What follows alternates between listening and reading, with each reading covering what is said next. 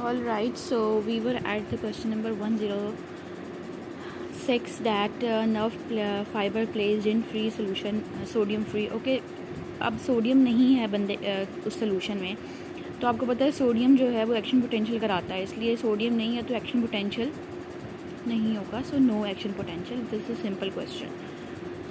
Inactivation gates of sodium are close. अच्छा, ये जो एक्टिवेशन गेट और इनएक्टिवेशन गेट्स है ना, इनके बारे में BRS में लिखा हुआ है बहुत अच्छे से. आप और डिटेल्स में पढ़ना चाहते हैं तो आप वहाँ से पढ़ लें, लेकिन मैं भी आपको इसके बारे में बता देती हूँ कि दो टाइप्स ऑफ गेट्स होते हैं, एक्टिवेशन गेट और इनएक्टिवेशन गेट. जो एक्टिवेशन गेट्स होते हैं ना वो रेस्टिंग मेम्ब्रेन पोटेंशियल में बंद होते हैं, और इनएक्टिवेशन गेट जो है वो रेस्टिंग मेम्ब्रेन पोटेंशियल में खुले होते हैं ताकि कोई भी एक्शन पोटेंशियल आ सके, ताकि रेस्टिंग मेम्ब्रेन पोटेंशियल से वो डिपोलराइज स्टेट में जा सके. ठीक है, अब जब एक्शन पोटेंशियल आ जाएगा तो फिर जो एक्टिवेशन गेट है और इनएक्टिवेशन गेट है दोनों खुल जाएंगे और एक्शन पोटेंशियल पास कर सकेगा. ठीक है, जब एक्शन पोटेंशियल पास कर जाएगा तो उसके बाद डीपोलराइज स्टेट आ जाएगी. जब डीपोलराइज स्टेट आ जाएगी तो उसके बाद इनएक्टिवेशन गेट बंद हो जाएगा ताकि कोई भी एक्शन पोटेंशियल दोबारा से ना आ सके, और एक्टिवेशन गेट खुला रहेगा, जिसका मतलब है कि हमारी जो मेम्ब्रेन है वो डीपोलराइज्ड है. ठीक है, इसका मतलब ये होता है कि अब जो है कोई और एक्शन पोटेंशियल नहीं आ सकेगा. एक्शन पोटेंशियल ऑलरेडी है मेम्ब्रेन में और वो डीपोलराइज स्टेट में है. ठीक है, तो ये आई होप आपको ये समझ आ गए होंगे. ठीक है, ये inactivation gate of sodium are close during depolarise state.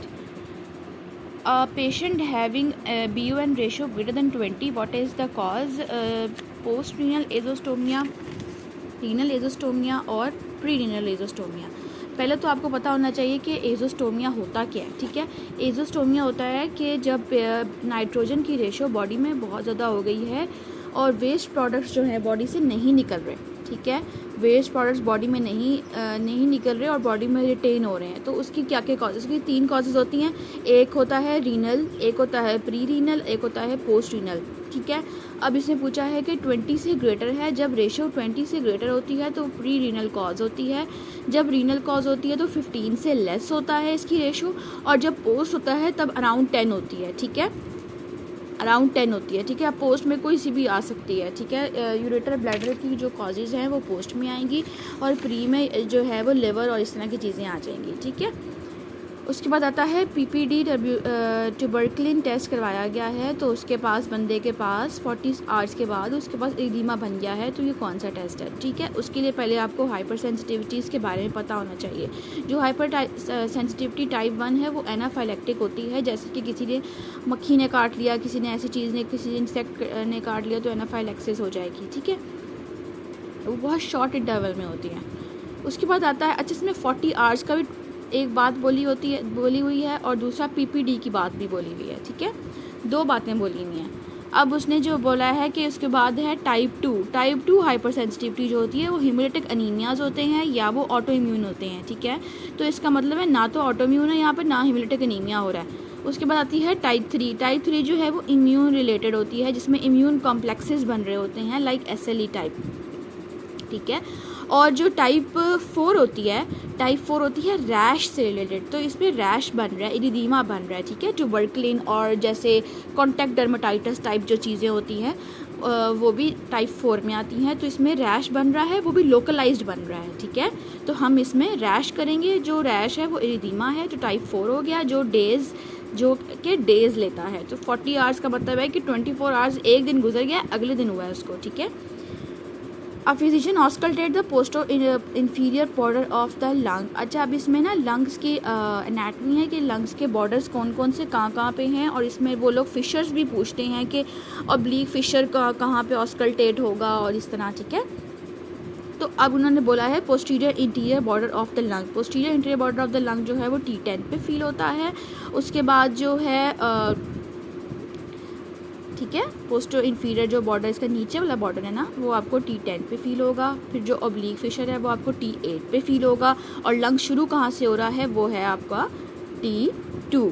ठीक है, उसके बाद आता है फेमोरल नर्व। फेमोरल नर्व की नर्व रूट सप्लाई क्या है? फेमोरल नर्व की नर्व रूट सप्लाई L2 से L4 है, जो लंबर प्लेक्सस से निकलती है। Anterior rami of lumbar plexus makes the femoral nerve root L2 to L4। इसके लिए लंबर प्लेक्सस की पिक्चर आपको याद होनी चाहिए। लंबर प्लेक्सस, ब्रेकियल प्लेक्सस, ये आपकी फिंगर टिप्स पे होना चाहिए। आपने रिपीटेडली इसको बार बार ड्रॉ करना है ताकि आपको याद हो जाए इसकी nerve roots. Patient with discoid rash है, आर्थराइटिस है, हेमोलिटिक अनीमिया है। What is the specific investigation? ठीक है, तो इसकी स्पेसिफिक इन्वेस्टिगेशन जो है वो हमारे पास NTSM-AB है। ठीक है, इसमें जो है वो बताना चाह रहे हैं कि उस बंदे को डिस्कॉइड रैश हो गई है, आर्थराइटिस हो गया है, तो इसके लिए वो SLE के बारे में बताना चाह रहे हैं। तो इसकी जो स्पेसिफिक इन्वेस्टिगेशन होती है, अच्छा आपने ना वर्ड्स बड़े ध्यान से देखने हैं, स्पेसिफिक, इनिशियल, कंफर्म। ठीक है, इसकी जो स्पेसिफिक है वो है स्मूथ एंटीबॉडी। उसके बाद जो इसकी कंफर्मेटरी है वो है एंटी DS-DNA, और इसकी जो इनिशियल है वो ANA है। ठीक है, during the surgery surgeon should take care of right side of the inferior vena cava. अच्छा, ये तो हमें बहुत अच्छे से पता है कि भाई इन्फीरियर वेना केवा जा रही होती है, सर्जरी उसने कर रहा है, तो वो इन्फीरियर वेना केवा कहाँ से जा रही है? राइट साइड से इन्फीरियर वेना केवा जाकर ड्रेन हो रही है हमारे राइट एट्रियम में। ठीक है, तो ये हार्ट सर्जरी का लिखा हुआ है, इन्होंने मेंशन नहीं किया। बोन डेंसिटी, अच्छा बोन डेंसिटी का मतलब क्या होता है? ये डेक्सा स्कैन है, तो बहुत छोटे होते से हम पढ़ते जा रहे हैं कि डेक्सा स्कैन जो है उससे बोन डेंसिटी पता चलती है। Reinfection with the same antigen, now which antibody will be there. ठीक है, अब वो बोल रहे हैं कि री इन्फेक्शन हो गया है। हमने पढ़ा है था कि जो IgM होता है वो तब होता है जब बिल्कुल एक्यूट फेज होती है। ठीक है, और IgG तब होती है जब वो एक्यूट फेज ख़त्म हो जाती है, और एंटीबॉडीज़ तब बनना शुरू होती हैं जब एक्यूट फेज सेटल डाउन हो गई है और बाकी बॉडी जो है वो उसके बाकी रिस्पांस को शो कर रही है और उस इन्फेक्शन के अगेंस्ट एंटीबॉडी बन गई है। ठीक है, अब री इन्फेक्शन हो गया सेम एंटीजन का, तो बॉडी के पास उस चीज़ की मेमोरी है ऑलरेडी, और तो वो IgG एंटीबॉडीज़ जो हैं वो उससे कम्पीट करेंगी। ठीक है, क्योंकि उसके खिलाफ पहले ही एंटीबॉडीज़ बन चुकी थी उस इन्फेक्शन के खिलाफ। ठीक है, and autosomal dominant disease, autosomal dominant disease कौन सी होती है? इसमें आपको जो ऑटोसोमल डोमिनेंट है उसके बारे में पता होना चाहिए। इसमें ऑटोसोमल डोमिनेंट में होता है कि उसमें एक जो दोनों में से एक पेरेंट जो है वो कैरियर होता है। ठीक है, और उसके बाद जो है वो बच्चे में जो उसके हाफ बच्चों में ये शो हो जाएगा, हेट्रोजाइगस अफेक्टेड होता है इसमें, और इनकम्प्लीट पेनिट्रेंस होती है, मतलब कि हाफ बच्चे, इनकम्प्लीट का मतलब हो गया हाफ बच्चे अफेक्टेड होंगे, सारे के सारे नहीं होंगे। ठीक है, complete cause of mutation of protooncogene, अच्छा कॉमन कॉज बोला हुआ है। कॉमन कॉज प्रोटोऑन्कोजीन्स की मैंने आपको कार्सिनोजिन्स के बारे में बताया है कि कार्सिनोजिन्स में हमारे पास वायरसेस भी आता है। ठीक है, वैसे तो एफ्लाटॉक्सिन्स भी होते हैं अब। ठीक है, इस पर बैक्टीरिया भी कुछ करते हैं, आयनाइजिंग रेडिएशन भी करती है म्यूटेशन। ठीक है, तो ये सब चीज़ें ऑलरेडी आपको पता होनी चाहिए कि उसने वर्ड यूज़ किया है कॉमन। अच्छा, जब आपने ना जो चीज़ आपने देखनी है उसको पहले आपने दोबारा से रीड करना है। पहले तो हम सरसरी सा पढ़ लेते हैं, लेकिन दोबारा रीड करके पढ़ेंगे और फोकस करेंगे कि वो क्या पूछना चाह रहा है। कॉमन कॉज पूछा जा रहा है, तो सबसे ज़्यादा वायरसेस ही होते हैं ना बॉडी में, इन्फेक्शंस ही होते हैं ना। हर बंदा तो रेडिएशन से एक्सपोज नहीं हो रहा, और बैक्टीरिया और फंगाई भी कॉज करते हैं, लेकिन ये थोड़े से 2-3 ही हैं। लेकिन वायरसेस के बहुत ज़्यादा एम्पल जो है उसकी जो कैटेगरी है वो कॉमन कॉज है प्रोटोऑन्कोजीन्स की, जो कि म्यूटेशन करवा देती है प्रोटोऑन्कोजीन्स में, जो एक्टिवेट हो जाती हैं, और जो एक्टिवेट होने के बाद वो ऑन्कोजीन्स बनना शुरू हो जाती हैं। ठीक है, और जो ऑन्कोजीन्स हैं वो आगे से कैंसर कॉज करेंगी। इसमें एक और भी पॉइंट पूछा जाता है कि वायरसेस कैसे कॉज, अच्छा इसमें से पूछा जाता है ना कि वायरसेस कॉज कैसे करते हैं, तो उसमें आपने बताना है प्रोटीन सिंथेसिस करते हैं। ठीक है, DNA ट्रांसक्रिप्शन से प्रोटीन सिंथेसिस करते हैं, जिसकी वजह से ये कैंसर कॉज कर सकते हैं। ठीक है, लेकिन अगर उन्होंने अब वो नहीं ऑप्शन दी, उन्होंने सिर्फ अब एजेंट पूछा हो, तो उसमें हम वायरसेस करेंगे। Collagen type in healthy skin, अच्छा कोलेजन की टाइप्स पूछी हुई है। कोलेजन पहले आपको पता होना चाहिए कि स्किन में कौन सा है। क्लीन स्किन में 3-5 होता है, और जो 3-5 जो है वो हेयर में होता है, 1-3 स्किन में होता है। ठीक है, 1-3 स्किन में होता है, 3-5 हेयर में होता है। आप याद कर लें 1-3 स्किन 3-5 हेयर। ठीक है, और उसके अलावा जो आप जो कोलेजन टाइप 2 होता है वो कार्टिलेज में होता है, ठीक है। Collagen type 2 is in present in cartilage and 1 is also present in the bones, ठीक है। अब इसमें पूछ रहे हैं कि collagen give maximum tensile strength. अच्छा, जो ऑब्वियसली इसमें उन्होंने पूछा हुआ है कि टेंसाइल स्ट्रेंथ में कौन होता है, तो collagen gives rise to maximum tensile strength, इसमें है टाइप 1। जो बोन्स में होगा ऑब्वियसली इसकी टेंसाइल स्ट्रेंथ ज़्यादा होगी to bear the stress. Sparse pubic hairs in which stage. अच्छा, अब ये इन्होंने ना इसमें होती हैं जो प्यूबिक हेयर्स होती है ना, इनकी क्लासिफिकेशन होती है। उसमें ये क्लासिफिकेशन में पहले जो स्टेज 1 होती है उसमें कोई भी हेयर नहीं होता, जैसे जो बच्चों की बिल्कुल जो प्यूबर्टी से पहले की स्टेज होती है उसमें बच्चों के बिल्कुल भी हेयर्स नहीं होते। जो 2 होती है उसमें थोड़े थोड़े आना शुरू होते हैं लेकिन लाइट होते हैं। नंबर 3 जो होती है उसमें डार्क होना शुरू हो जाते हैं, वही स्पार्स होते हैं लेकिन वो डार्क होते हैं। उसके बाद टाइप 4 में एडल्ट वाले बनना शुरू हो जाते हैं और टाइप 4 में स्प्रेड्स टू द, टाइप 5 में थाई में स्प्रेड होते हैं, 4 में लोकलाइज होते हैं और 5 में स्प्रेड हो जाते हैं थाइस पे, upper part of the thighs पे। लिम्फेटिक ड्रेनेज होता है upper breast upper outer quadrant is. अच्छा, ब्रेस्ट की जो उन्होंने पूछी हुई है आपसे लिम्फेटिक ड्रेनेज, तो ब्रेस्ट की लिम्फेटिक ड्रेनेज में ये ऐसे ट्रायंगल बनता है, उसमें एंटीरियर जो बिल्कुल स्टर्नम की साइड वाला जो पार्ट होता है बॉडी का ब्रेस्ट का वो इंटरनल मेमोरी में जाता है और जो लेटरल साइड का होता है वो जाता है एक्सिलरी में और जो फिर एक्सिलरी वाला जो है वो एपिकल में लेके जाता है। तो उन्होंने पूछा है कि अपर ये वाला कोना अपर लेटरल आउटर क्वाड्रेंट में कौन करता है, एंटीरियर एक्सिलरी।